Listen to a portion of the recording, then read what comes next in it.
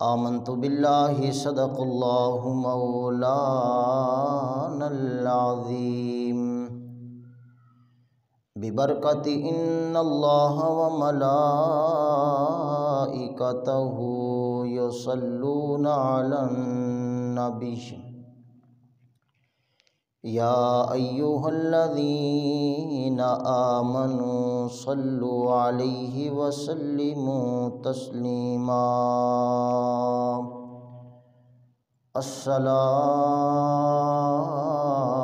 والسلام علیک یا رسول اللہ وعلی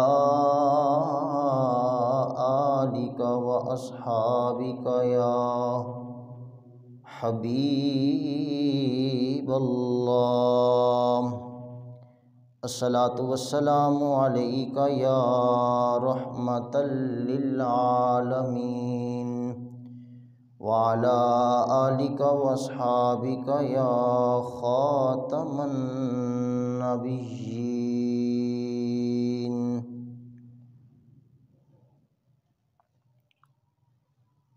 حمد و صلوات کے بعد سامعین گرامی، آج کے جمعۃ المبارک میں اختصار کے ساتھ چند باتیں اس عنوان پر عرض کروں گا کہ ایمان اور اسلام کی کتنی اہمیت ہے، یہ کتنا بڑا خزانہ ہے، یہ کتنی بڑی دولت ہے جو اللہ تعالیٰ نے محض اپنے کرم سے ہم سب کو عطا فرما دی ہے۔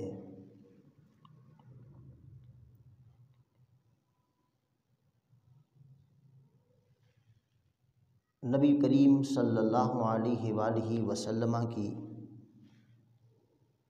ایک مبارک حدیث پاک سے گفتگو کا آغاز کریں گے، جس سے ہمیں یہ بھی اندازہ ہوگا کہ ایمان اور اسلام کس چیز کا نام ہے۔ حضرت عمر فاروق رضی اللہ تعالیٰ عنہ بیان کرتے ہیں کہ بینما نحن عند رسول اللہ ذات یوم، کہ ایک روز بارگاہ رسالت مآب صلی اللہ علیہ وسلم میں ہم سب حاضر تھے،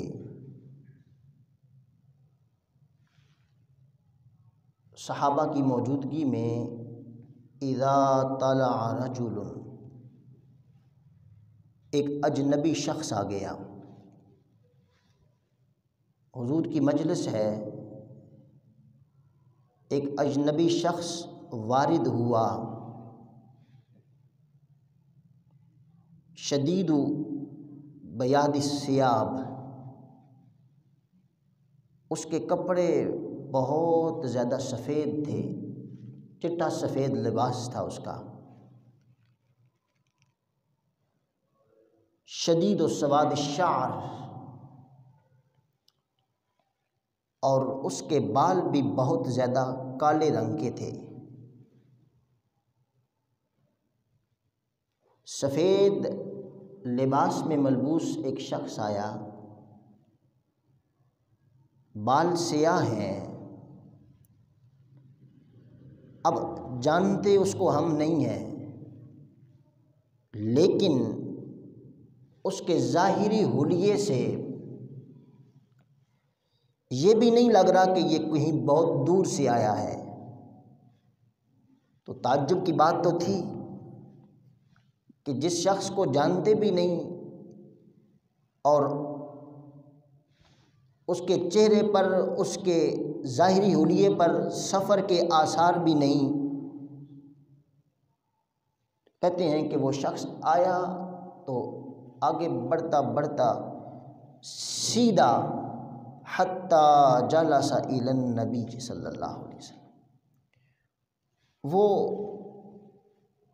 اس طرح تھا اجنبی، لیکن اندر اس طرح آیا، حضور کے قریب اس طرح ہوا کہ جیسے پہلے سے شناسا ہے،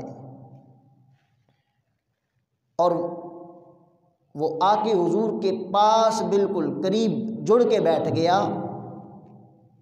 اور گویا کہ اس نے اپنے گھٹنے حضور علیہ الصلاۃ والسلام کے گھٹنوں سے جوڑ دیے۔ حضور کی مجلس میں آیا، سیدھا آگے آ گیا، اپنے گھٹنوں کو حضور کے گھٹنوں سے جوڑ دیا، اور پھر اپنے ہاتھ جو ہیں اپنی رانوں پر رکھ لیے، جیسے بندہ نماز میں رکھتا ہے۔ گویا کہ ادب سے حضور کے سامنے آ کے بیٹھ گیا، اور آپ صلی اللہ علیہ وسلم سے آ کے اس نے سوال کیا، اخبرنی عن الاسلام، یا رسول اللہ صلی اللہ علیہ وسلم مجھے آپ اسلام کے بارے میں بتائیں، اسلام کسے کہتے ہیں؟ آپ صلی اللہ علیہ وسلم نے فرمایا کہ چند باتیں آپ نے ارشاد فرمائیں کہ اسلام کس چیز کا نام ہے، کہ اللہ کی وحدانیت اور نبی پاک صلی اللہ علیہ وسلم کی رسالت کی گواہی دینا، نماز قائم کرنا، زکوٰۃ دینا، روزہ رکھنا، اگر استطاعت ہو تو حج بیت اللہ کرنا۔ یہ حضور نے اسے اسلام کی تعریف بتائی۔ صحابہ کہتے ہیں ہمارے تعجب میں اور زیادہ اضافہ ہوا کہ جب کسی سوال کرنے والے کو سوال کا جواب ملتا ہے تو وہ شکریہ ادا کرتا ہے، تو یہ شکریہ نہیں ادا کر رہا، یہ کہتا ہے قال صدقت، یہ تصدیق کر رہا ہے، کہتا ہے آپ نے بالکل صحیح کہا ہے۔ ساتھ ہی کہتا ہے فاخبرنی عن الایمان، وہ آنے والا کہتا ہے کہ اب مجھے ایمان کے بارے میں بتائیں، ایمان کے بارے میں بتائیں، تو آپ صلی اللہ علیہ وسلم نے فرمایا ان تؤمن باللہ، اللہ پر ایمان لانا، وملائکتہ، فرشتوں پر، وکتبہ ورسلہ والیوم الآخر، وتؤمن بالقدر خیرہ وشرہ۔ آپ صلی اللہ علیہ وسلم نے اسے یہ ایمان کی تعریف بتائی۔ وہ پھر کہتا ہے قال صدقت، کہتا ہے آپ نے صحیح کہا ہے۔ حدیث بہت طویل ہے، لیکن چونکہ میرا موضوع ایمان اور اسلام ہی ہے تو میں اسی پر اکتفا کروں گا۔ جب وہ جانے لگا، چلا گیا، تو حضور علیہ الصلاۃ والسلام نے فرمایا کہ اس آنے والے کو تم نے پہچانا؟ صحابہ عرض کرتے ہیں یا رسول اللہ صلی اللہ علیہ وسلم نہیں پہچانا، کبھی دیکھا نہیں، پہچانا نہیں۔ تو آپ صلی اللہ علیہ وسلم نے فرمایا کہ یہ تھا جبریل علیہ السلام۔ حضور نے فرمایا یہ تھے جبریل علیہ السلام، اور آئے تھے لباس بشری میں، اور سوال کرنے کی وجہ یہ تھی کہ تمہیں اسلام اور ایمان کے بارے میں بتانا چاہتے تھے کہ وہ کیا چیز ہوتی ہے۔ حضرات گرامی قدر، گویا کہ یہ اسلام اور ایمان کے جو عناصر ہیں، اب دیکھیں نا کہ ہمارے اندر اگر آپ اسلام کی جو ڈیفینیشن، تعریف وہاں کی گئی کہ اللہ اور اس کے رسول پر ایمان لانا، نماز، روزہ، زکوٰۃ، حج، گویا کہ ان پانچوں چیزوں کو سمیٹ کر اسلام میں داخل کر دیا گیا۔ تو اگر ہمیں اپنے اسلام میں یہ 5 بنیادی چیزیں نظر آتی ہیں تو پھر تو ہمیں سکون قلب نصیب ہونا چاہیے کہ یہ 5 چیزیں موجود ہیں تو بفضل ہی تعالی ہمارے اندر مسلمانی والے کام موجود ہیں۔ حضرت اقبال نے کہا کہ یوں تو سید بھی ہو، مرزا بھی ہو، افغان بھی ہو، تم سبھی کچھ ہو، بتاؤ کہ مسلمان بھی ہو۔ تو ہم یہ دیکھیں کہ یہ ایمان کے، اسلام کے جو اراکین، جو شعبے، جو اجزاء جبریل علیہ السلام حضور کے گھٹنوں سے گھٹنے جوڑ کے امت کو سکھا کر گئے، ہم پھر دیکھیں کہ ایمان اور اسلام ہمارے اندر کتنا موجود ہے۔ اللہ کی ذات پہ عقیدہ ہمارا کتنا ہے، اور یہ ساری چیزیں جس کو اسلام کا پورا فلسفہ بیان کیا گیا، یہ ہمارے اندر کتنا ہے۔ تو حضرات گرامی، اس کی وجہ یہ ہے کہ ہم لوگ چونکہ اسلام کے لیے ہمیں قربانیاں نہیں دینی پڑیں، اسلام کے لیے قربانیاں ہمیں نہیں دینا پڑیں، ہم مسلمانوں کے گھر پیدا ہوئے اور اسلام اور ایمان ہمیں ہماری دہلیز پر ملا، ہمیں اپنے گھر میں ملا، ہمیں یہ مفت میں گویا ملا، تو اس لیے شاید ہم نے اس کی قدر نہیں کی۔ حتیٰ کہ امام بخاری علیہ رحمت نے ایک تابعی کا قول نقل کیا، وہ کہتے ہیں کہ وہ تابعی کہتے ہیں کہ میں 30 کے قریب صحابہ سے ملا، میں 30 کے قریب صحابہ سے ملا، صحابہ سے ملاقات کی، اور میں نے ان سب کو ایمان کے بارے میں فکر مند پایا۔ ایک تابعی نے، امام بخاری نے ان کا قول نقل کیا، وہ کہتے ہیں 30 صحابہ جنہوں نے حضور کو دیکھا تھا، تو میں 30 صحابہ سے ملا، ان میں سے ہر ایک کو میں نے ایمان کے بارے میں فکر مند پایا کہ ہم ایمان سلامت لے کر چلے جائیں۔ آج ہمیں ایمان کی فکر نہیں، حالانکہ مال کا نقصان بڑا نقصان ہے، جان کا نقصان، اولاد کا نقصان، یہ سب نقصان ہے، لیکن اس زندگی میں اگر بندہ مومن کے لیے اگر کوئی سب سے قیمتی مال یا اثاثہ ہے، سب سے قیمتی اس کے پاس جو دولت ہے، وہ دولت ایمان ہی ہے۔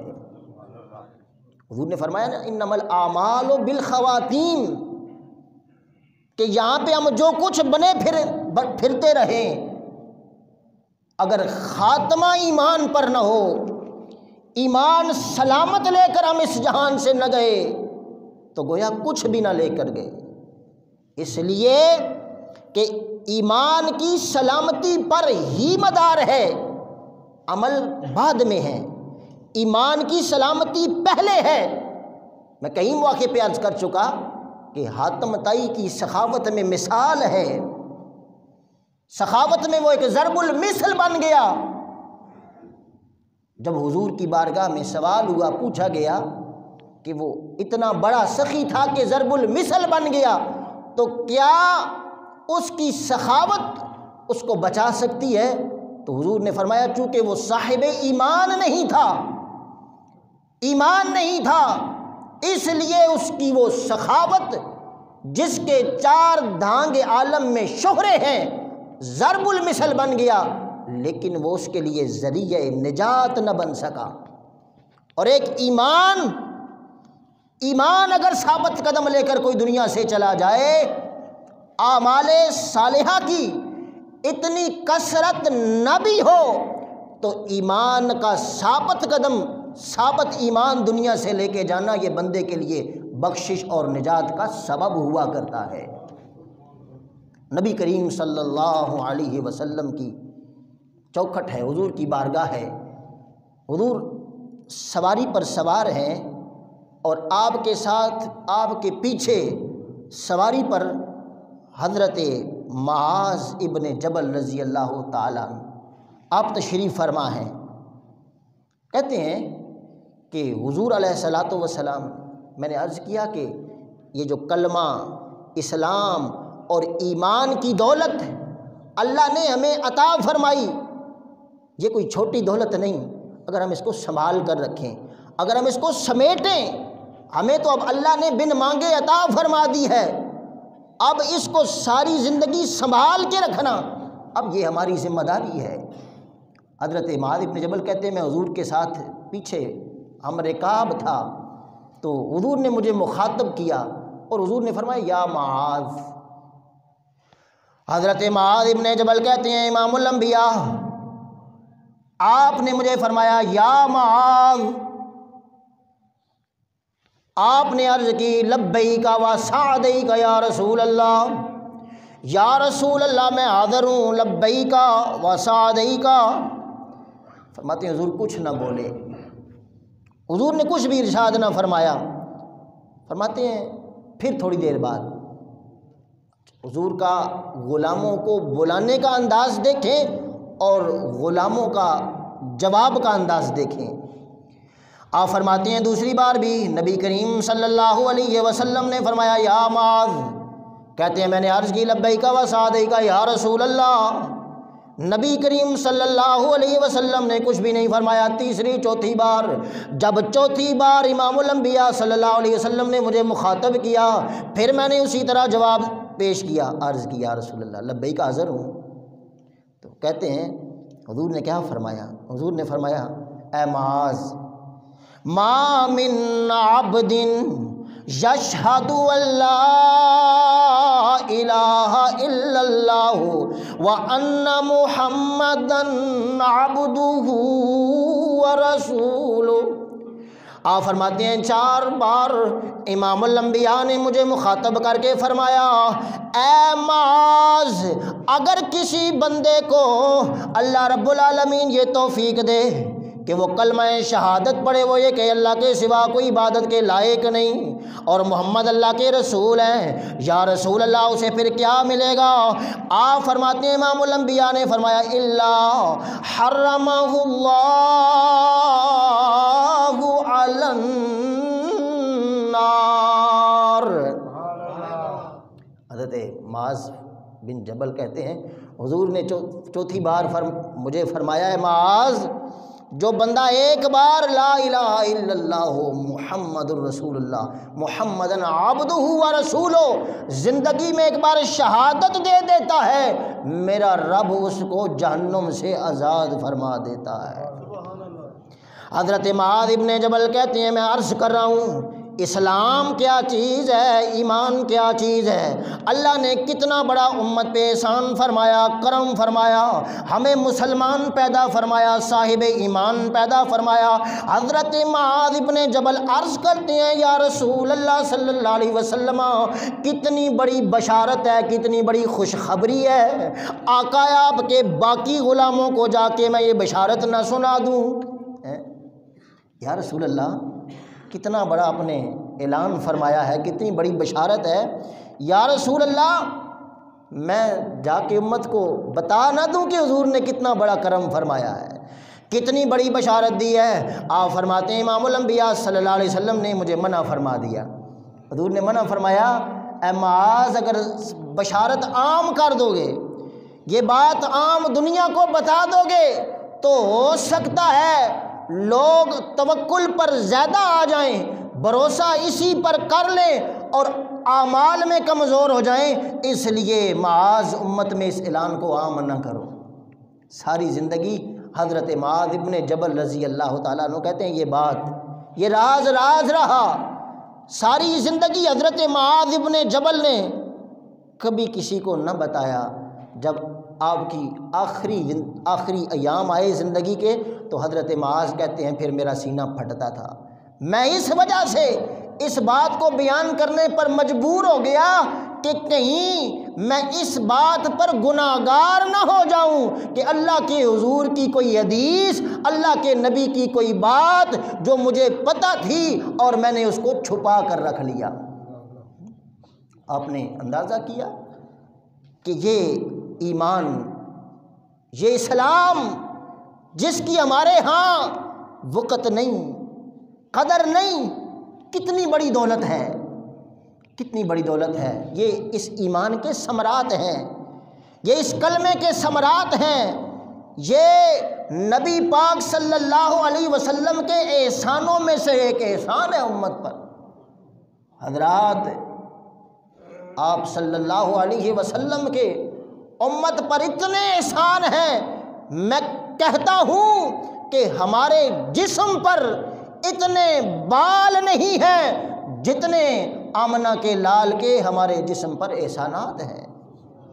ہماری آنکھیں جھکی ہوئی ہیں، ہمارے سر جھکے ہوئے ہیں کہ اللہ کے محبوب کی اتنی کرم نوازیاں ہیں۔